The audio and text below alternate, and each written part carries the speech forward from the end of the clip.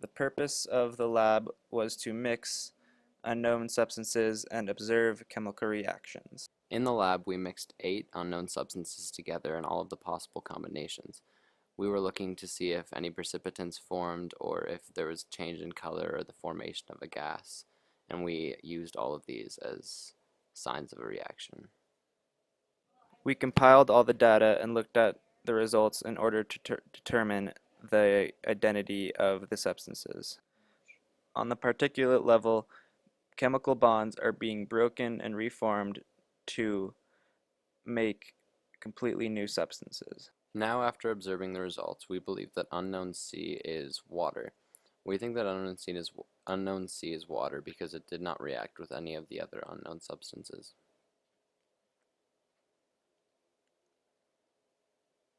Either unknown H or unknown F must be hydrochloric acid because they were the only unknowns that released a gas during a chemical reaction.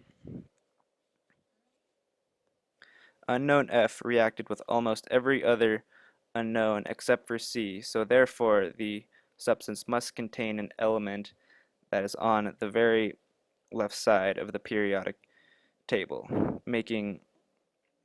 therefore we can make the assumption that this unknown is sodium carbonate.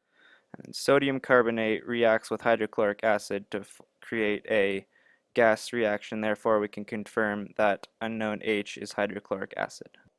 B and G are the only unknowns that formed a precipitant with both F and H, which means that B and G are likely to be silver nitrate or lead 2 nitrate, because calcium chloride, copper 2 sulfate, and potassium iodide would not react with both sodium carbonate and hydrochloric acid.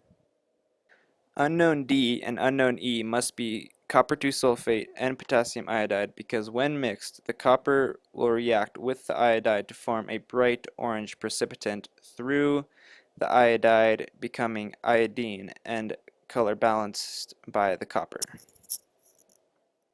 The copper will react with the iodide to form an iodine molecule. This iodine molecule gives off a brown murky color, and when balanced with the copper will give off a heavy orange color. This leaves A to be calcium chloride. Lead nitrate and potassium iodide are the only 2 substances that can form a yellow precipitant. The only unknowns that did this are G and E, which out of the process of elimination makes E potassium iodide and G lead 2 nitrate. This process is from the lead bonding with the iodide to form a yellow insoluble. The remaining 2 unknowns are copper 2 sulfate and silver nitrate. Using the process of elimination again, we can find that unknown D is copper 2 sulfate and unknown B is silver nitrate.